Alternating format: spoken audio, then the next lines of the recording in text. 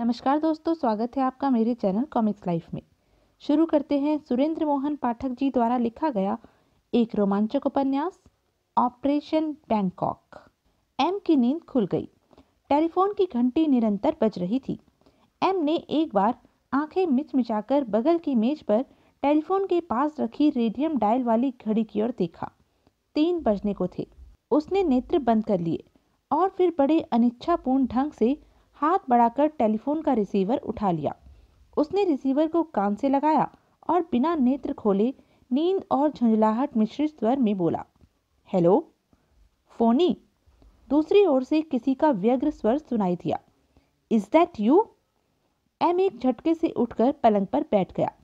एक क्षण में ही उसके शरीर से सारा ढीलापन निकल गया। उसने जोर से अपनी आंखें मिचमिचाई और सशंक किंतु स्पष्ट स्वर से बोला, hello, is that you Fani? दूसरी ओर से फिर किसी का व्यग्र स्वर सुनाई दिया। एक क्षण के लिए एम को अपने कानों पर विश्वास नहीं हुआ। वह हड़बड़ाकर बोला, क्या मैं वाकई? नाम मत लो। दूसरी ओर से कोई जल्दी से बोला, मैं वही हूँ। दुनिया में केवल एक ही आदमी है जो तुम्हें फोनी के नाम से पुकारता है। लेकिन मैं सीधा न्यूयॉर्क से आ रहा हूँ। इस वक्त मैं एक्सेलसियर होटल के 510 नंबर कमरे में हूँ। मैं तुमसे फौरन मिलना चाहता हूँ। लेकिन टेलीफोन पर अधिक बात करना मेरे लिए हितकर नहीं है। क्या तुम यहाँ फौरन आ सकते हो? जी हाँ, मैं फौरन रवाना होता हूँ। मैं तुम्हारी प्रतीक्षा करूँगा। मैं यहाँ फ्रैंक मैक्शन के नाम से रजिस्टर्ड हूँ। मैं फौरन आ रहा हूँ। एम ने रिसीवर को क्रेडल पर पटक दिया और फौरन बिस्तर से बाहर निकल गया। उसकी नींद उड़ चुकी थी और उसके शरीर में नौजवानों जैसी फुर्ती आ गई थी। उसने टैक्सी स्टैंड पर टैक्सी के लिए फ़ोन किया और तेजी से कपड़े बदलने लगा। 3 मिनट के रिकॉर्ड टाइम में तैयार होकर वह सड़क पर पहुंच गया। उसी क्षण उसकी बगल में टैक्सी आकर रुकी। टैक्सी आगे बढ़ गई। एम जल्दी से टैक्सी में बैठ गया। एयरपोर्ट, एम टैक्सी ड्राइवर से बोला, एंड मेक इट स्नैपी, जल्दी। टैक्सी की रफ्तार फौरन तेज हो गई। एम ने अपनी कलाई पर बंधी घड़ी पर दृष्टिपात किया। 3:10 हो चुके थे। होटल एक्सेलसियर लंदन के ही थरो एयरपोर्ट के सामने था और एम के निवास स्थान से लंदन एयरपोर्ट का फासला पूरा 16 मील था। इतनी रात गए, सड़कों पर ट्रैफिक बहुत कम था, इसलिए एम टैक्सी के 15 मिनट से भी कम समय में एयरपोर्ट पहुंच जाने की अपेक्षा कर रहा था। एम ने अपना सिर सीट की पीठ से टिका दिया और नेत्र बंद कर लिए। वाकई संसार में एक आदमी ऐसा था जो एम को फोनी के नाम से पुकारता था। वह आदमी जॉन पैट्रिक था और जॉन पैट्रिक अमेरिका का होने वाला राष्ट्रपति था।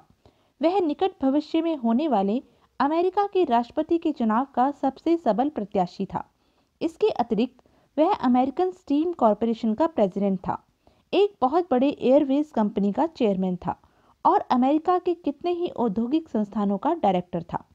अमेरिका की जनता के दिल में उसने अपना इतना गहरा स्थान बनाया हुआ था कि उसका राष्ट्रपति का चुनाव जीत जाना लगभग निश्चित ही था। एम पिछले 40 सालों से जॉन पैट्रिक को जानता था। दोनों ऑक्सफोर्ड यूनिवर्सिटी में इकट्ठे पढ़े थे। जॉन पैट्रिक ऑक्सफोर्ड में एक्सचेंज स्टूडेंट था। उन दिनों एम एक साधारण साधनों वाला लेकिन ऊपरी रख रखाव में भारी आस्था रखने वाला लड़का था। अपने आप को बड़ा समर्थ और साधन संपन्न युवक प्रकट करने का उसे शौक था और अपनी इन आदतों की वजह से वह लोगों से पहनने के लिए कपड़े तक उधार मांग लिया करता था। वह एक बहुत मामूली परिवार से संबंधित था, लेकिन अपने आप को शाही सम्मान प्राप्त परिवार का सदस्य बताया करता था। वह अपने साथियों को अपने खानदान के फर्जी रणबांकुरों की शूरवीरता की झूठी कहानियां सुनाया करता था और दावा किया करता था कि उसके बाप और दादा दोनों को महारानी द्वारा नाइट का खिताब प्रदान किया जा चुका था। जॉन पैट्रिक उसका गहरा दोस्त था और केवल वही उसकी हकीकत जानता था। एम की उन आदतों की वजह से ही वह उस जमाने में एम को फोनी, नकली झूठा के नाम से पुकारा करता था। आज 40 साल बाद एम ने जॉन पैट्रिक के मुंह से फिर अपना नाम सुना था। पिछले 40 सालों में एम और जॉन पैट्रिक की मुलाकातें बहुत कम हुई थी, लेकिन फिर भी एम को जॉन पैट्रिक की आवाज़ पहचानने में कोई दिक्कत नहीं हुई थी। बहुत कम मिल पाने के बावजूद भी दोनों एक दूसरे की गतिविधियों से मोटे तौर पर अच्छी तरह परिचित थे। जैसे एम को मालूम था कि राजनीतिक क्षेत्र में जॉन पैट्रिक ने इतनी तरक्की कर ली है कि अभी से उसका नाम अमेरिका के भावी राष्ट्रपति के रूप में लिया जाने लगा था, और जैसे जॉन पैट्रिक को यह मालूम था कि उसका कॉलेज का साथी ब्रिटिश इंटेलिजेंस का चीफ बन गया था और आज एम के नाम से जाना जाता था। अमेरिका के भावी राष्ट्रपति जॉन पैट्रिक का यूं अकस्मात लंदन में आगमन मानसिक और शारीरिक रूप से किसी भी प्रकार की अप्रत्याशित घटना के लिए भी भारी हैरानी का विषय था। जॉन पैट्रिक का इतनी रात गए यूं एकाएक उससे संपर्क स्थापित करना एक भारी रहस्य का संकेत दे रहा था। उसी क्षण टैक्सी ड्राइवर ने टैक्सी को एक्सेलसियर की लॉबी में लाकर रोक दिया। एम ने टैक्सी का किराया चुकाया और टैक्सी से बाहर निकल आया।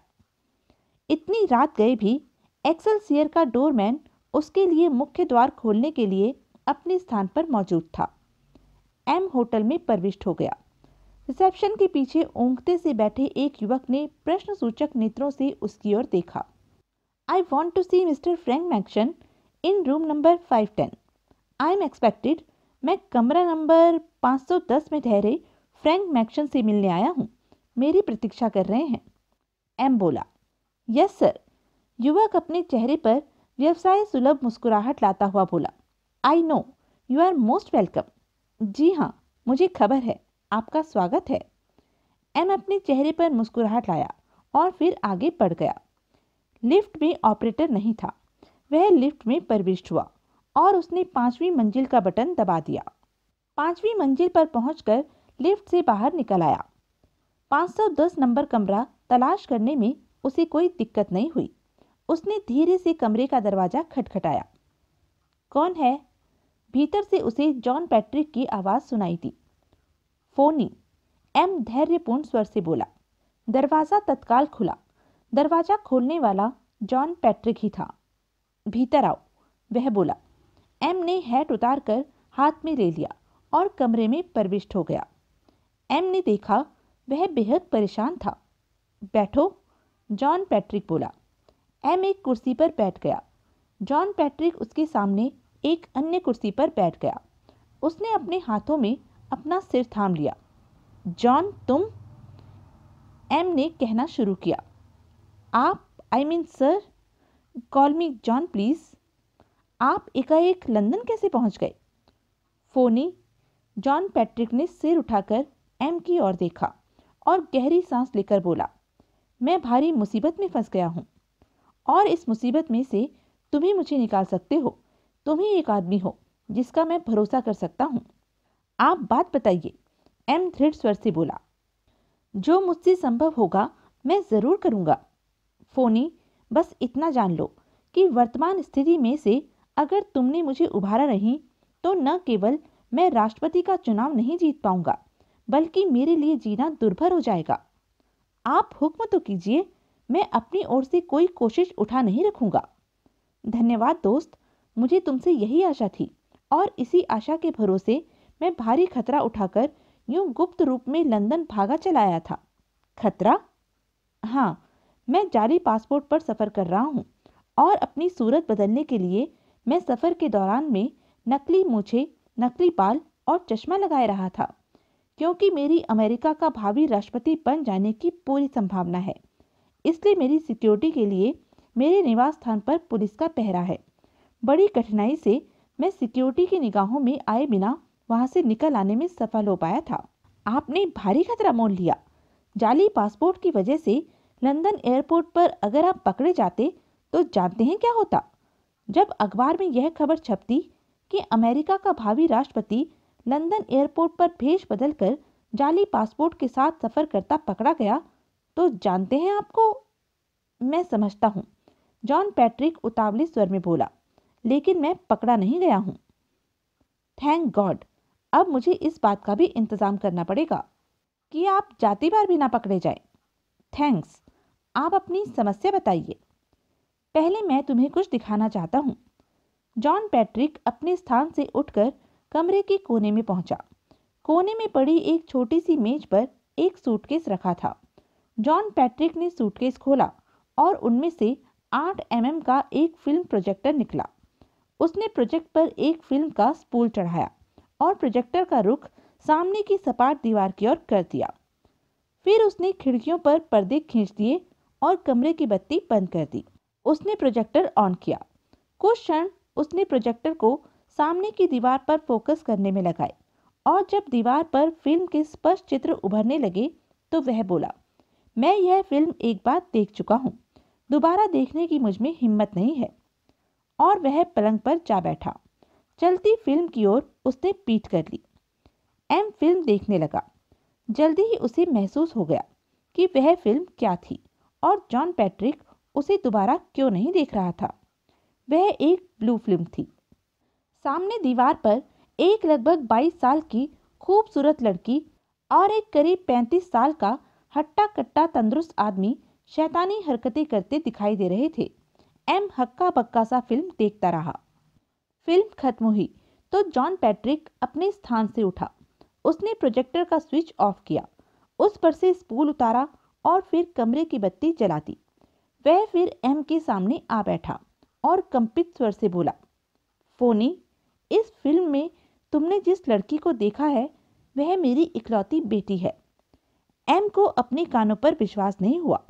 वह हक्का बक्का सा जॉन पैट्रिक का मुंह देखने लगा, लेकिन शीघ्र ही एम ने स्वयं को नियंत्रित कर लिया। धीरे धीरे उसे याद आने लगा कि जॉन पैट्रिक की एक लड़की थी जो स्विट्जरलैंड में पढ़ती थी। ओह, एम के मुंह से केवल इतना ही निकला। और मैं हमेशा यही समझता रहा कि सारा बड़ी भोली और जिम्मेदार लड़की है।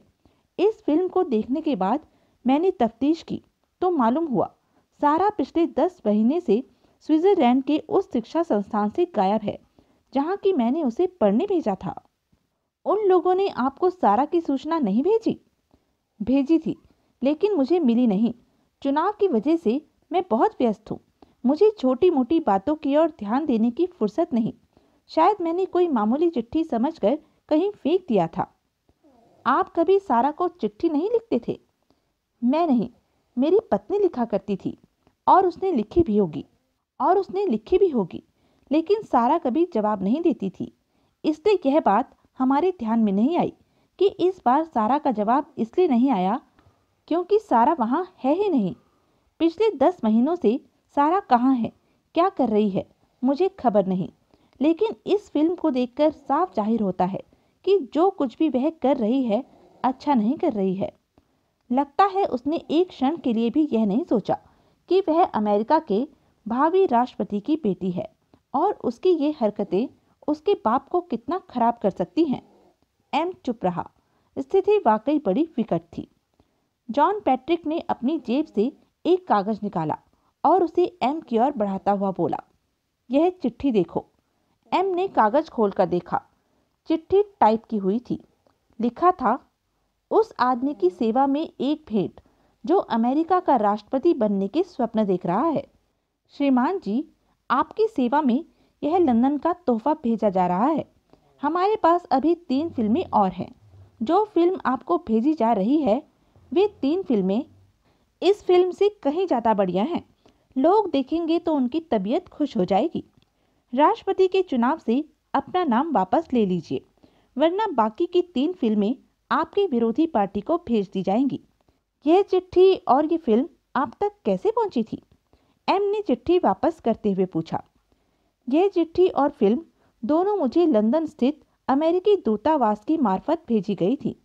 किसी ने दोनों चीज़ें दूतावास में सौंप दी थी और प्रार्थना की थी कि ये अमेरिका के राष्ट्रपति के चुनाव के प्रत्याशी जॉन पैट्रिक तक पहुंचा दी जाए। दोनों चीज़ें बड़ी जिम्मेदारी से मुझ तक पहुंचा दी गई थी। एम विचारपूर्ण मुद्रा बनाए चुप बैठा रहा। फोनी, जॉन पैट्रिक दयनीय स्वर में बोला, अब तुम्हारी समझ में आ गया होगा कि मैं यूं एकाएक लंदन में तुम्हारे पास क्यों दौड़ा चला आया हूँ। यह फिल्म लंदन से भेजी हुई है। तुम ब्रिटिश इंटेलिजेंस के चीफ हो और लंदन तुम्हारा हेडक्वार्टर है। मुझे तुमसे बहुत आशा है कि तुम इस समस्या का कोई हल निकाल सकते हो।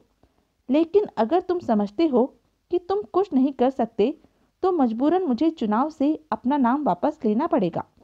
कुछ लोग नहीं चाहते कि मैं राष्ट्रपति बनूं, इसलिए मेरी बेटी की इस गंदी फिल्म के माध्यम से वे मुझे ब्लैकमेल कर रहे हैं। अगर तुम कुछ नहीं कर सकते तो मेरे दुश्मनों की इच्छा पूरी हो जाएगी। चुनाव से नाम वापस लेने में कितने दिन बाकी हैं? 7 दिन। बहुत वक्त है, एम विश्वासपूर्ण स्वर में बोला। मेरी ऑर्गेनाइजेशन में केवल एक ही आदमी है जो यह काम कर सकता है, और वह आपके ब्लैकमेलर को पाताल से भी खोज निकालेगा। वह भरोसे का आदमी है? जॉन पैट्रिक ने सशंक स्वर में पूछा। अगर मैं भरोसे का आदमी हूं तो वह भी भरोसे का आदमी है। कौन है वह? Commander James bond, secret agent 007। Darling, darling. Darling. इस बार लड़की एकदम उसकी कान के पास मुंह ले जाकर बोली। जेम्स बॉन्ड ने एक ऊंची हुंकार भरी। वह औंधे मुंह पलंग पर पड़ा था। न उसने करवट बदली और न नेत्र खोले। डार्लिंग, तुम सुन नहीं रहे हो। तुम सुनो तो कहूँ ना। तुम कुछ कहो तो सुनो ना। तुम्हारा फोन था। क्या? कब? थोड़ी देर पहले। शावर चल रहा था, इसलिए तुम्हें घंटे की आवाज सुनाई नहीं दी थी। फिर? फोन मैंने सुन लिया था। कौन था? मालूम नहीं, कोई तुम्हें पूछ रहा था। मैंने कह दिया तुम फ्लैट में नहीं हो। क्यों? Oh darling, don't be a killjoy. यह कोई वक्त है फोन सुनने का? इतना मजा आ रहा है। फोन करने वाले ने तुम्हारी बात मान ली? क्यों नहीं मानता? और कुछ नहीं कहा उसने? और उसने मेरे साथ मजाक करने की कोशिश की थी। अच्छा? हाँ, मैंने कहा तुम फ्लैट पर नहीं हो, तो वह बोला कि मेरे साथ बिस्तर में जो भी आदमी लेटा हुआ है उसे फौरन उसके पास भेज दो। क्या? यस।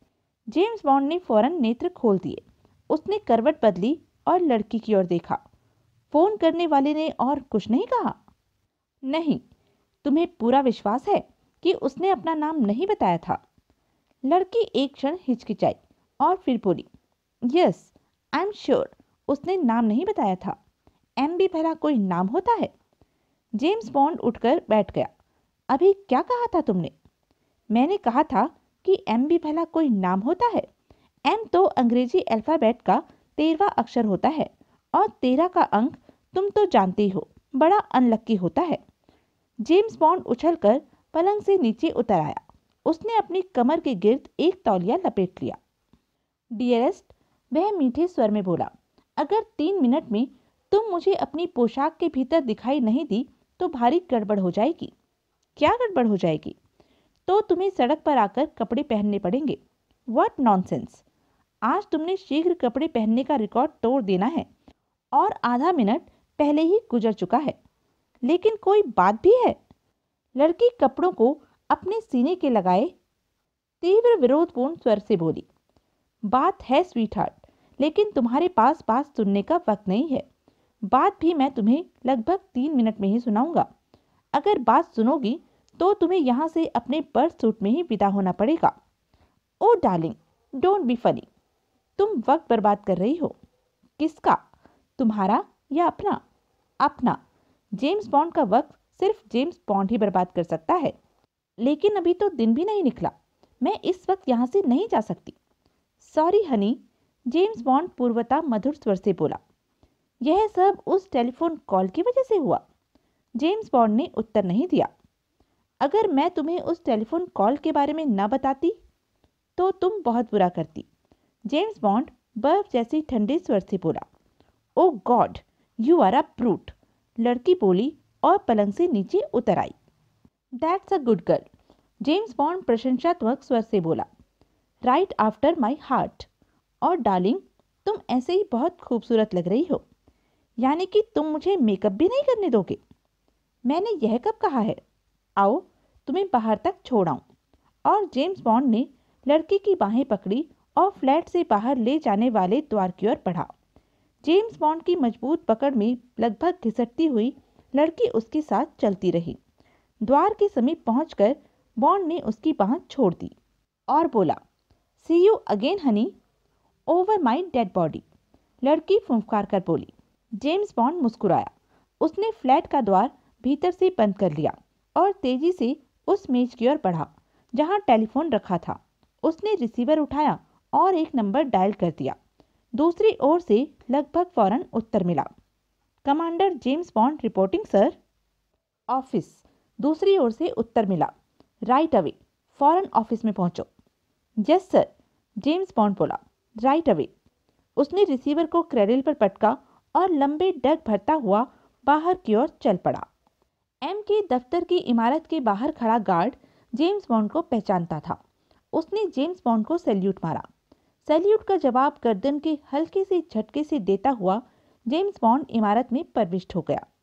एम के दफ्तर का बाहरी कमरा खाली था। बाहरी कमरे में एम की सेक्रेटरी मिस मनीपेनी बैठती थी, जिसके इतने सवेरे वहां होने का सवाल ही नहीं पैदा होता था। भीतरी कमरा एम का निजी ऑफिस था। जेम्स बॉन्ड के बाहरी कमरे में कदम रखते ही भीतर से एम की आवाज आई। Is that you James? Yes sir. दरवाजा बंद कर दिया। जेम्स बॉन्ड ने द्वार को भीतर से बंद कर दिया और भीतरी कमरे में प्रविष्ट हो गया। भीतरी कमरे में अपने विशाल महोगनी के मेज के पीछे ब्रिटिश इंटेलिजेंस के 007 विभाग का चीफ एम बैठा था और बड़ी बेचैनी से अपनी कुर्सी में पहलू बदल रहा था। जेम्स बॉन्ड मेज के सामने आ खड़ा हुआ। उसने अपने चीफ का अभिवादन किया। एम ने अभिवादन का उत्तर नहीं दिया। वह कुछ क्षण कठोर नेत्रों से जेम्स बॉन्ड को घूरता रहा और अपने स्वर को भावहीन बनाने का भरसक प्रयत्न करता हुआ बोला, बैठो। Thank you sir, James bond बोला और एक कुर्सी पर बैठ गया। जेम्स, एम बिना भूमिका बांधे सीधा मुख्य विषय पर आता हुआ बोला, मेरे पास तुम्हारे लिए एक असाइनमेंट है। मैं तैयार हूँ, मैं हमेशा तैयार हूँ। गुड, लेकिन इस काम में बहुत तेज रफ्तार की ज़रूरत है। हमारे पास केवल 7 दिन है और इन 7 दिनों में हमने ज़रूर कोई नतीजा हासिल करना है। 7 दिन काफ़ी होते हैं। क्या काम है? काम बताने से पहले मैं तुम्हें एक फिल्म दिखाना चाहता हूँ। एम अपने स्थान से उठता हुआ बोला, अपनी कुर्सी का मुंह दीवार की तरफ फेर लो। जेम्स बॉन्ड ने आज्ञा का पालन किया। एम ने सूटकेस में से 8 mm का प्रोजेक्टर निकालकर अपनी महोगनी की मेज पर रखा। प्रोजेक्टर का प्लग उसने समीप के पावर पॉइंट में लगाया और फिर प्रोजेक्टर में एक फिल्म का स्पूल फिट कर दिया। उसने कमरे की बत्ती बंद की, प्रोजेक्टर की लाइट को सामने दीवार पर फोकस किया और फिर फिल्म चालू कर दी। उस बीच जेम्स बॉन्ड एक सिगरेट सुलगा चुका था और उसके छोटे छोटे कश ले रहा था। जेम्स बॉन्ड फिल्म देखने लगा। शीघ्र ही उसे अनुभव हो गया कि वह कोई साधारण फिल्म नहीं देख रहा था। उसके होठों की ओर बढ़ता हुआ सिगरेट वाला हाथ रास्ते में ही स्थिर हो गया। वह नेत्र फैलाए सामने दीवार की ओर देखता रहा। उसकी बगल में खड़ा एम बड़े गौर से जेम्स बॉन्ड के चेहरे पर प्रकट होने वाले एकाएक भाव को नोट कर रहा था। जेम्स बॉन्ड ने बिना दृष्टि हटाए हाथ बढ़ाकर समीप पड़ी ऐश ट्रे में अपना सिगरेट झोंक दिया। अंत में फिल्म समाप्त हो गई। एम ने प्रोजेक्टर ऑफ किया और कमरे की बत्ती जला दी। वापस अपनी कुर्सी पर जाकर बैठने के स्थान पर वह जेम्स बॉन्ड के समीप मेज के सिरे से पीठ लगाकर खड़ा हो गया। ऐसी 3 फिल्में और हैं, एम धीरे से बोला। आने वाले 7 दिनों में हमें ये तीनों फिल्में ज़रूर मिलनी चाहिए और साथ ही वह लड़की भी हमारे अधिकार में होनी चाहिए जो इस फिल्म में चित्रित शैतानी हरकतों में शामिल है। लड़की क्यों? ताकि मौजूद 3 फिल्में हमारे अधिकार में आ जाने के बाद वह लड़की नई फिल्म तैयार करवाने में फिर किन्हीं लोगों की सहायता न करने लगे। आई सी। फिल्में लंदन में तैयार की गई थी, इसलिए इस लड़की के और यह गंदी फिल्म बनाने वाले बदमाशों के लंदन में ही होने की पूरी संभावना है। और कुछ नहीं। इस ऑपरेशन में तुम्हें इससे ज़्यादा कुछ नहीं बताया जाएगा। लेकिन अगर मुझे यह मालूम हो कि यह फिल्म किसका क्या नुकसान कर सकती है और बाकी 3 फिल्मों का और फिल्म की लड़की का 7 दिनों के अंदर मिल जाना क्यों ज़रूरी है, तो क्या मैं ज़्यादा सहूलियत से काम नहीं कर सकूँगा? सॉरी, काम करने में चाहे तुम्हें दिक्कत हो, लेकिन इससे ज़्यादा तुम्हें कुछ नहीं बताया जाएगा। तुम केवल इतना जान लो कि अगर फिल्म में दिखाई देने वाली लड़की अपनी हरकतों से बाज न आई तो वह लड़की एक बहुत बड़े आदमी के भविष्य में आग लगा देगी। जेम्स बॉन्ड ने अपनी जेब से सिगरेट का पैकेट फिर निकाला। उसने पैकेट में से सिगरेट निकालकर सुलगाया और उसका एक लंबा कश लगाने के बाद सरल स्वर में बोला, अमेरिका के होने वाले राष्ट्रपति का क्या हाल है साहब? एम के मुंह से सिसकारी निकल गई। कौन? उसके मुंह से निकला। मैं जॉन पैट्रिक की बात कर रहा था। जेम्स बॉन्ड धीरे से बोला, लेकिन उसके होठों के कोरों पर आई मुस्कुराहट एम से छिपी न रही। तुम क्या नाप शनाप बक रहे हो? एम झुंझलाकर बोला। आप कहते हैं तो मैं चुप हो जाता हूँ, लेकिन आप भी जानते हैं कि अब यह बात छुपाने से कोई फायदा नहीं है कि इस फिल्म और फिल्म में दिखाई गई लड़की जिस बड़े आदमी के भविष्य में आग लगा सकती है, वह अमेरिका का संभावित भावी राष्ट्रपति जॉन पैट्रिक है। सर, मैं फिल्म की लड़की को जानता हूँ। मैं उससे मिल चुका हूँ। लड़की का नाम सारा पैट्रिक है और मैं पहले से ही जानता हूँ कि वह जॉन पैट्रिक की बेटी है। एम कई क्षण चुप रहा। तुम सारा से कब मिले थे? अंत में उसने पूछा। आखिरी बार लगभग 6 महीने पहले मिला था, जेम्स बॉन्ड बोला। कहाँ? कैसे? लंदन में ही, एक पार्टी में। सारा वहाँ मौजूद थी। किसी ने मेरा उससे विधिवत परिचय भी कराया था और मैंने उसके साथ डांस भी किया था। तुम सारा को दोबारा तलाश कर सकते हो? उम्मीद तो है, लेकिन अब तो आप स्वीकार कीजिए कि वह जॉन पैट्रिक की बेटी है। तुम ठीक कह रहे हो। इस ब्लू फिल्म में तुमने जो लड़की शैतानी हरकतें करती देखी है, वह अमेरिका के संभावित भावी राष्ट्रपति जॉन पैट्रिक की लड़की सारा पैट्रिक ही है। जॉन पैट्रिक को इस फिल्म के दम पर ब्लैकमेल किया जा रहा है। उसको धमकी दी जा रही है कि वह राष्ट्रपति चुनाव से अपना नाम वापस ले ले, वरना बाकी की 3 ब्लू फिल्में उसके विरोधी पक्ष को सौंप दी जाएंगी। चुनाव से नाम वापस ले सकने में केवल 7 दिन बाकी हैं। अगर इस समय वह 3 फिल्में और उसकी बेटी भी उसके अधिकार में नहीं आई, तो जॉन पैट्रिक तबाह हो जाएगा। जेम्स, जॉन पैट्रिक मेरा दोस्त है। वह अमेरिका से चलकर मुझसे मदद मांगने आया है। मैंने उसकी हर संभव सहायता करने का वायदा किया है और वह वादा मैंने तुम्हारे दम पर किया है। मुझे पूरा विश्वास है कि तुम किसी न किसी प्रकार जरूर कोई नतीजा हासिल कर लोगे। जेम्स, तुम्हें किसी भी प्रकार 7 दिन से पहले ही यह काम करके दिखाना है। कर सकोगे? मैं कोई कोशिश उठा नहीं रखूंगा। यह भी अच्छा हुआ कि तुम सारा को पहले से ही जानते हो और यह कि मुझे तुमसे कुछ छुपाना नहीं पड़ा। जेम्स बॉन्ड अपने स्थान से उठ खड़ा हुआ। उसने प्रोजेक्टर से फिल्म का स्पूल अलग किया और फिर दोनों चीजें सूटकेस में रखकर सूटकेस बंद कर दिया। इसे मैं ले जा रहा हूँ, जेम्स बॉन्ड बोला।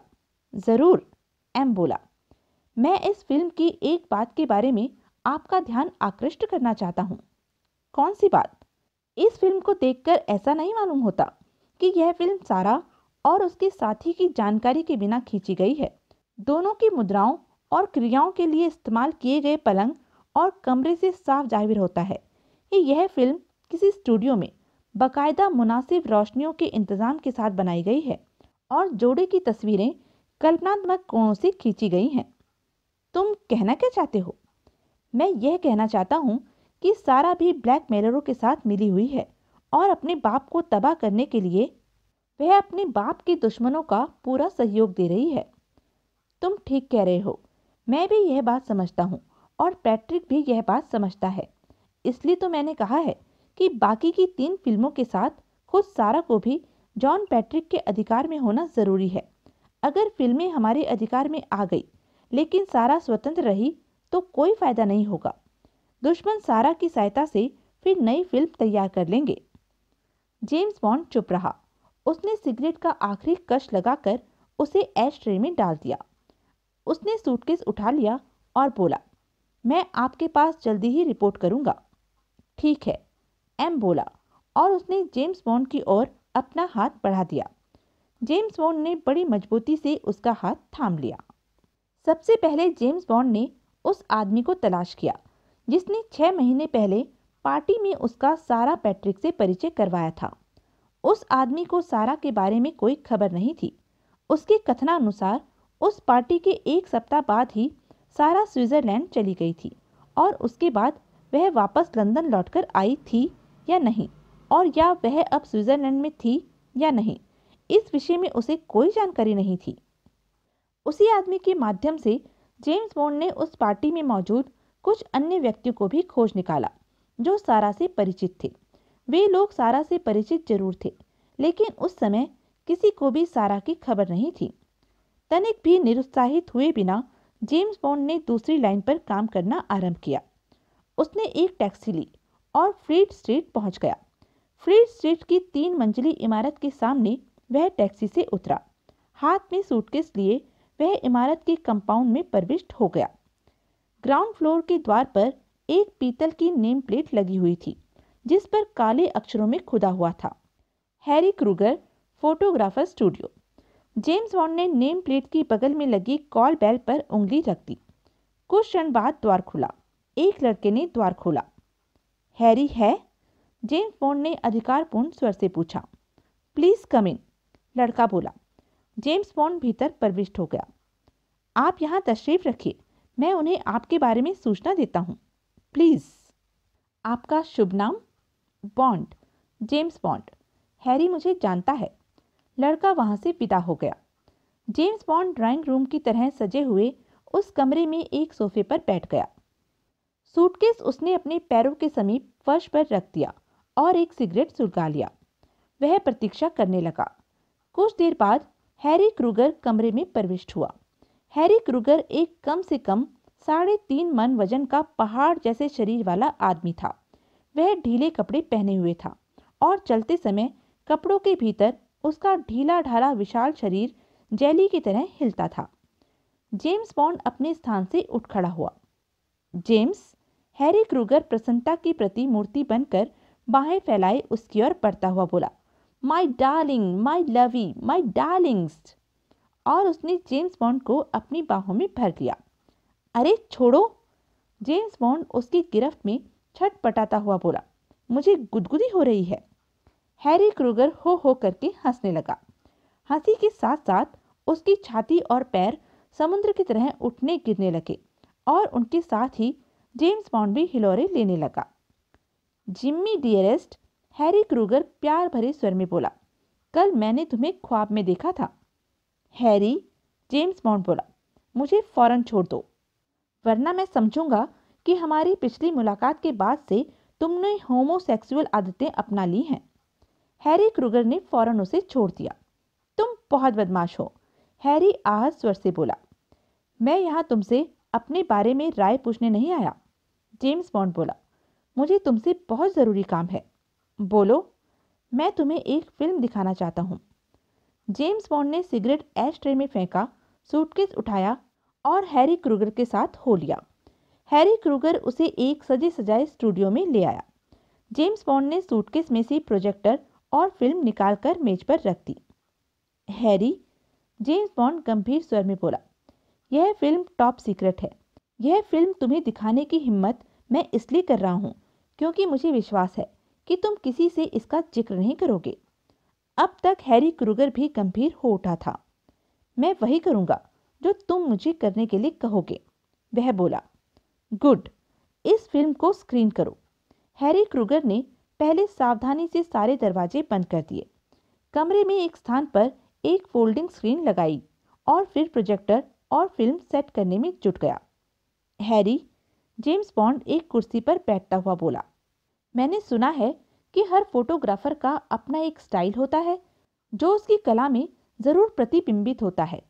मैं यह फिल्म तुम्हें इस आशा से दिखाने लाया हूँ कि शायद तुम इस फिल्म को देखकर इसे शूट करने वाले फोटोग्राफर का अनुमान लगा सको। तुम मुद्दत से इस धंधे में हो और निश्चय ही अपने हम पेशा लोगों का स्टाइल पहचानते होंगे। हैरी क्रूगर ने सहमति सूचक ढंग से सिर हिला दिया। 1 मिनट बाद फोल्डिंग स्क्रीन पर फिल्म चलने लगी। उस गंदी फिल्म को देखकर हैरी क्रूगर के चेहरे पर कोई भाव नहीं आया। वह उसे ऐसी निर्लिप्तता से देख रहा था जैसे वह फिल्म नहीं, साबुन के विज्ञापन की फिल्म देख रहा हो। जेम्स बॉन्ड को इससे कोई हैरानी नहीं हुई। हैरी क्रूगर का अपना धंधा भी इससे मिलता जुलता था। वह खुद भी खूबसूरत लड़कियों की तस्वीरें और स्लाइड तैयार करके अमेरिकन टूरिस्टों को बेचा करता था। फिल्म समाप्त होने पर हैरी क्रूगर ने प्रोजेक्टर ऑफ किया और स्टूडियो की बत्तियां जला दी। लड़की कौन है? हैरी क्रूगर ने पूछा। मैं ब्लू फिल्मों में काम करने वाली सारी लड़कियों को जानता हूँ, लेकिन यह लड़की मैंने पहले कभी नहीं देखी। लड़की को छोड़ो, जेम्स बॉन्ड बोला। लड़की में मेरी दिलचस्पी नहीं है। तुम्हें कोई आइडिया है कि यह फिल्म किसने बनाई है? क्या तुम इस फिल्म में चित्रित आदमी को पहचानते हो? जेम्स, हैरी क्रूगर गंभीर स्वर से बोला, मेरी जानकारी में लंदन में केवल 6 ऐसे कैमरामैन हैं जो ब्लू फिल्म का धंधा करते हैं। मैं उन सबका कैमरा टेक्निक पहचानता हूँ, लेकिन यह फिल्म उन 6 फोटोग्राफरों में से किसी की बनाई हुई नहीं है। श्योर? जेम्स बॉन्ड निराशापूर्ण स्वर से बोला। श्योर, हैरी क्रूगर बोला। लेकिन क्या? मेरा ख्याल है मैं फिल्म में चित्रित आदमी को पहचानता हूँ। कौन है वो? जेम्स बॉन्ड के मन में एक नई आशा जाग उठी। मैंने उसे काफी अरसे पहले देखा था। तब वह सोहो के एक बार में बारमैन था, फ्रैंकिस बार, और इस आदमी का नाम, जहां तक मुझे याद है, मार्कस हॉर्न है। मैंने इसे ब्लू फिल्मों में भी देखा है। लेकिन तुम यह अंदाजा नहीं लगा सकते कि इस फिल्म का फोटोग्राफर कौन है। सॉरी, लेकिन अगर मैंने मार्कस हॉर्न को ठीक पहचाना है तो वह तुम्हें बता सकता है कि फोटोग्राफर कौन है। करेक्ट। हैरी क्रूगर चुप रहा। क्या तुम एक काम कर सकते हो? जेम्स बॉन्ड ने पूछा। क्या? इस फिल्म में से तुम मुझे लड़की और उसके साथ के आदमी का एक क्लोजअप तैयार करके दे सकते हो? मामूली काम है, मैं अभी करवाता हूँ। करवाता हूँ नहीं, तुम खुद करो। मैं नहीं चाहता कि तुम्हारे स्टूडियो में इस फिल्म को तुम्हारे अलावा भी कोई देखे। ओके, तुम यहीं ठहरो, मैं अभी आता हूँ। हैरी क्रूगर ने प्रोजेक्टर वहीं छोड़ दिया और फिल्म का स्पूल लेकर स्टूडियो से बाहर निकल गया। जेम्स बॉन्ड ने एक नया सिगरेट सुलगा लिया। लगभग आधे घंटे बाद हैरी क्रूगर वापस लौटा। उसके हाथ में ग्लॉसी पेपर पर बना हुआ एक कैबिनेट साइज का प्रिंट था। प्रिंट उसने जेम्स बॉन्ड की तरफ बढ़ा दिया। जेम्स बॉन्ड ने देखा। प्रिंट में सारा पैट्रिक और कथित मार्कस हॉर्न के एनलार्ज हुए चेहरे दिखाई दे रहे थे। ठीक है? हैरी क्रूगर ने पूछा। प्रिंट को इस लिफाफे में रख लो और यह लो अपनी फिल्म। जेम्स बॉन्ड ने हैरी क्रूगर द्वारा दिए लिफाफे में प्रिंट रखकर लिफाफा अपने कोट की भीतरी जेब में रख लिया। उसने स्पूल और प्रोजेक्टर को दोबारा सूटकेस में बंद किया और सूटकेस को फिर अपने बाएं हाथ में लटका लिया। Thank you for everything, James bond उसकी ओर अपना दायां हाथ बढ़ाता हुआ बोला। हैरी क्रूगर ने उसका हाथ थाम लिया और बोला, माय प्लेजर स्वीटहार्ट, और इस फिल्म को तुम अभी इसी क्षण भूल जाओ। कौन सी फिल्म? कैसी फिल्म? हैरी क्रूगर पलके झपकाता हुआ बोला। ब्यूटीफुल, जेम्स बॉन्ड प्रशंसात्मक स्वर से बोला। फिर आना, मेरे स्टूडियो में एक नई मॉडल आई है। मैं ज़रूर आऊँगा, प्रॉमिस। मैं उसे तुम्हारे बारे में बताऊँगा। ज़रूर बताना। अब मुझे इजाज़त दो। हैरी क्रूगर ने उसका हाथ छोड़ दिया। जेम्स बॉन्ड लंदन की नगर वधुओं के इलाके सोहो में फ्रैंकी के बार में पहुंचा। बार अभी खुला नहीं था। पूछताछ करने पर उसे मालूम हुआ कि मार्कस हॉर्न बार वाली ही इमारत की 5वीं मंजिल के एक कमरे में रहता था। जेम्स बॉन्ड सीढ़ियां चढ़कर 5वीं मंजिल पर पहुंचा। उसने मार्कस हॉर्न के कमरे का दरवाजा खटखटाया। भीतर से कोई उत्तर नहीं मिला। कुछ क्षण बाद जेम्स बॉन्ड ने पहले से ज़्यादा जोर से और पहले से ज़्यादा देर तक दरवाजा खटखटाया। जवाब नदारद। जेम्स बॉन्ड ने सूटकेस को एक सिरे से थाम लिया और उसी की सहायता से जोर जोर से दरवाजा भड़बड़ाने लगा। कौन है? भीतर से किसी की नींद में डूबी आवाज़ सुनाई दी। दरवाज़ा खोलो, जेम्स बॉन्ड बोला। शाम को आना। टेलीग्राम है। किसका? तुम्हारा। मैंने पूछा है, टेलीग्राम पर नाम किसका लिखा है? मार्कस हॉर्न का। कुछ क्षण शांति रही। फिर भीतर से दोबारा वही स्वर सुनाई दिया। टेलीग्राम को दरवाजे के नीचे से भीतर सरका दो। लेकिन तुम्हें रसीद पर साइन भी तो करने पड़ेंगे मेरे बाप। जेम्स बॉन्ड अपने स्वर में गहरी झुंझलाहट का पुट देता हुआ बोला। ठहरो, खोलता हूँ। जेम्स बॉन्ड प्रतीक्षा करने लगा। थोड़ी देर बाद द्वार खुला। दरवाजे के पीछे से एक आदमी ने बाहर झांका। जेम्स बॉन्ड ने देखा, वह वही आदमी था जिसे वह ब्लू फिल्म में सारा पैट्रिक के साथ देख चुका था। जेम्स बॉन्ड ने शांति की सांस ली। वह ठीक जगह पर पहुंच गया था। तुम्हारा नाम मार्कस हॉर्न है? जेम्स बॉन्ड ने अधिकारपूर्ण स्वर से पूछा। जेम्स बॉन्ड के अधिकारपूर्ण स्वर का मार्कस हॉर्न पर कोई प्रभाव दिखाई नहीं दिया। उसने दरवाजे में से सिर निकालकर गलियारे में दाएं बाएं देखा और फिर उलझनपूर्ण स्वर से बोला, वह टेलीग्राम वाला कहाँ गया?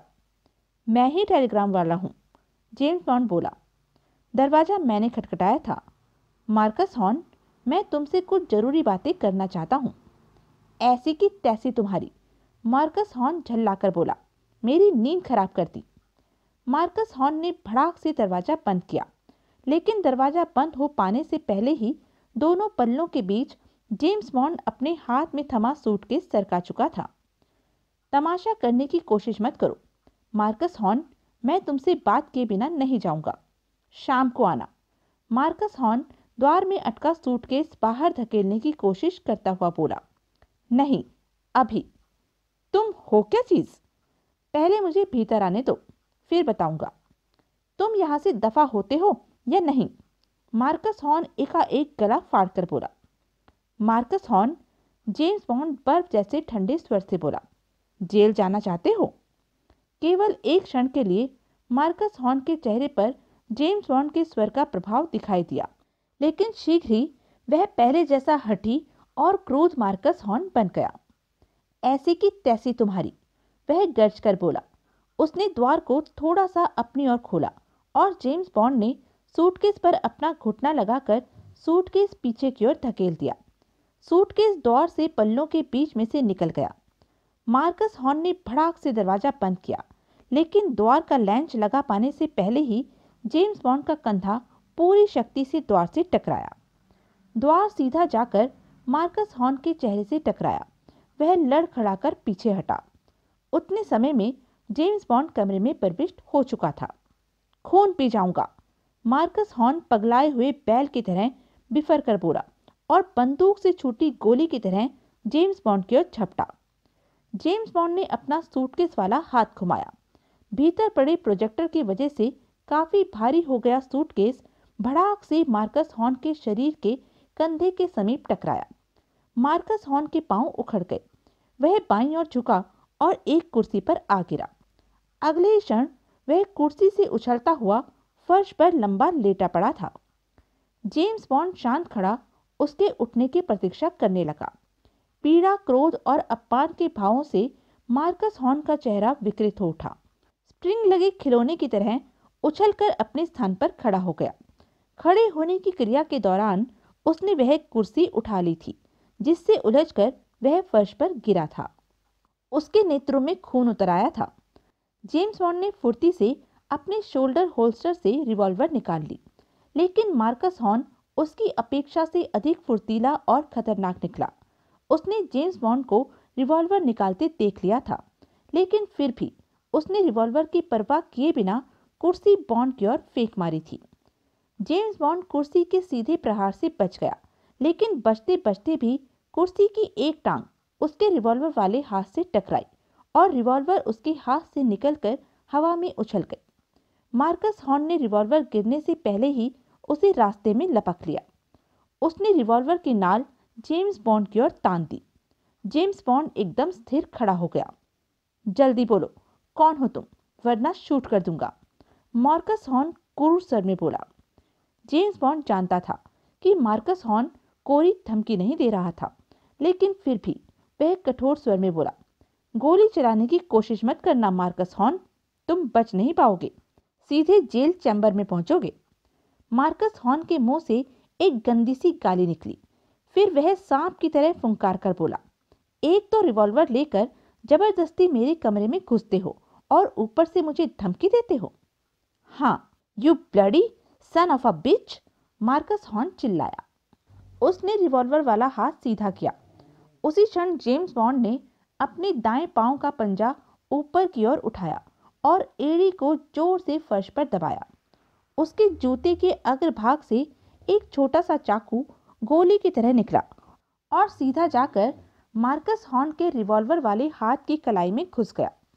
मार्कस हॉर्न के मुंह से एक चीख निकली और रिवॉल्वर उसके हाथ से छूटकर दूर जा गिरा। जेम्स बॉन्ड ने झपट कर रिवॉल्वर उठा ली। उसने रिवॉल्वर की नाल मार्कस हॉर्न की छाती पर रख दी और धीरे से बोला, अपने दोनों हाथ एक दूसरे से अलग रखो। मेरा हाथ? मार्कस हॉर्न दांत भींचकर बोला, तुम कमीने कुत्ते! जेम्स बॉन्ड का रिवॉल्वर वाला हाथ घूमा। रिवॉल्वर की नाल भड़ाक से मार्कस हॉर्न की बाईं कनपट्टी से टकराई। उसकी चीख निकल गई। कनपट्टी से उसकी खाल कट गई और उसमें से खून बहने लगा। उसने कुछ कहने के लिए मुंह खोला, लेकिन उससे पहले कि उसके मुंह से कोई शब्द निकल पाता, जेम्स बॉन्ड ने अपनी रिवॉल्वर की नाल उसके मुंह में हलक तक घुसेड़ दी। मार्कस हॉर्न, जेम्स बॉन्ड विष भरे स्वर से बोला, अगर फौरन तुमने चीखना चिल्लाना बंद नहीं किया तो मैं तुम्हारा भेजा उड़ा दूंगा। मार्कस हॉर्न एकाएक शांत हो गया। उसके नेत्रों में भय की छाया उभर आई। अपना दायां हाथ ऊपर उठाओ। मार्कस हॉर्न ने आज्ञा का पालन किया। जेम्स बॉन्ड ने उसकी कलाई में घुसा चाकू खींच लिया। वह एक लगभग 3 इंच लंबा, आधा इंच चौड़ा और बहुत ही कम मोटे फल का दोनों ओर धार वाला चाकू था। जेम्स बॉन्ड ने रिवॉल्वर मार्कस हॉर्न के हलक से निकाल ली। पीछे हटकर कुर्सी पर बैठ जाओ। मार्कस हॉर्न कुर्सी पर बैठ गया। उसने अपने बाएं हाथ से अपनी घायल कलाई थाम ली थी। जेम्स बॉन्ड ने पलंग की पीठ पर फैला हुआ तौलिया उठाकर चाकू पर लगा खून पोंछा और फिर तौलिया मार्कस हॉर्न की ओर उछाल दिया। मार्कस हॉर्न ने बड़े कृतज्ञतापूर्ण ढंग से तौलिया लपका और उसे बड़ी मजबूती से अपनी घायल कलाई पर लपेट लिया। कौन हो तुम? उसने दबे स्वर से पूछा। जेम्स बॉन्ड ने उत्तर नहीं दिया। उसने आगे बढ़कर कमरे का दरवाजा भीतर से बंद किया। उसने एक स्टूल उठाकर मार्कस हॉर्न के सामने रखा और उस पर बैठ गया। तुम कोई शरारत नहीं करोगे, जेम्स बॉन्ड ने उसे चेतावनी दी। मार्कस हॉर्न ने सहमति सूचक ढंग से सिर हिला दिया। जेम्स बॉन्ड ने रिवॉल्वर अपने कोट की दाएं जेब में रख ली। तुम नीचे फ्रैंकी के बार में बारमैन हो? जेम्स बॉन्ड ने पूछा। हाँ, मार्कस हॉर्न कठिन स्वर से बोला। और तुम्हारी साइड लाइन है ब्लू फिल्मों में काम करना। कौन कहता है? वह विरोधपूर्ण स्वर से बोला।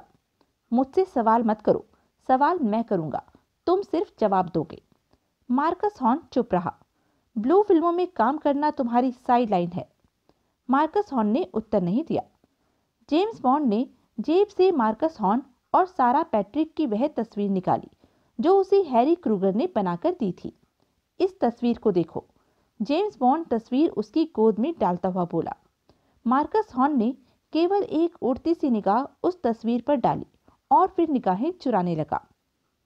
देखो मार्कस हॉर्न, जेम्स तनिक आगे झुककर नम्र स्वर में बोला, यह प्रिंट मूवी फिल्म में से ही निकाला गया है और वह मूवी फिल्म भी मेरे पास है जिसमें तुम एक लड़की के साथ रति क्रियाओं में मग्न दिखाई गए हो। तुम इस बात से इनकार नहीं कर सकते कि यह तस्वीर तुम्हारी है, लेकिन मेरी तुम में दिलचस्पी नहीं है। मैं केवल यही जानना चाहता हूँ कि तुम्हारी इस लड़की के साथ ब्लू फिल्म किसने तैयार की है और यह लड़की अब कहाँ है? मार्कस हॉर्न कुछ सोचने लगा। मुझे बताने में तुम्हारा कोई नुकसान नहीं होगा, लेकिन अगर तुम मेरे सवालों का जवाब नहीं दोगे तो मैं अभी वाइस स्क्वाड में फोन कर दूंगा और तुम घेर लिए जाओगे। वाइस स्क्वाड को सबूत मैं दूंगा। मार्कस हॉर्न, तुम्हें कम से कम 5 साल की सजा होगी।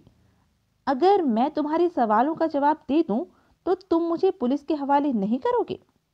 नहीं करूंगा, वादा करता हूं। तुम क्या पूछना चाहते हो? यह फिल्म किसने बनाई थी? पीटर कुशिंग ने।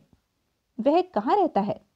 वह प्रिंस एल्बर्ट रोड की 24 नंबर इमारत में 5वीं मंजिल के एक फ्लैट में रहता है और वहीं उसका स्टूडियो है।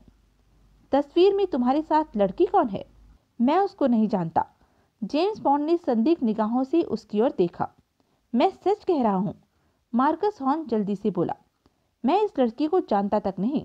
जिस दिन पीटर कुशिंग ने मेरी और उसकी फिल्में बनाई थी उससे पहले मैंने इस लड़की को कभी नहीं देखा था और ना ही मैंने इसे उस रोज के बाद देखा है। तुम्हें इसका नाम तो मालूम होगा? नहीं मालूम। तुमने इसे पीटर कुशिंग को कोई नाम लेकर बुलाते नहीं सुना? पीटर कुशिंग इसे स्वीटी कहकर बुलाता था। मैं भी जरूरत पड़ने पर इसे स्वीटी ही कहता था, लेकिन स्वीटी इसका नाम तो नहीं था। तो यह थी अब तक की कहानी। आगे की कहानी जानने के लिए बने रहें मेरे साथ। और हाँ, मेरे चैनल को लाइक, शेयर और सब्सक्राइब करना ना भूलें। धन्यवाद।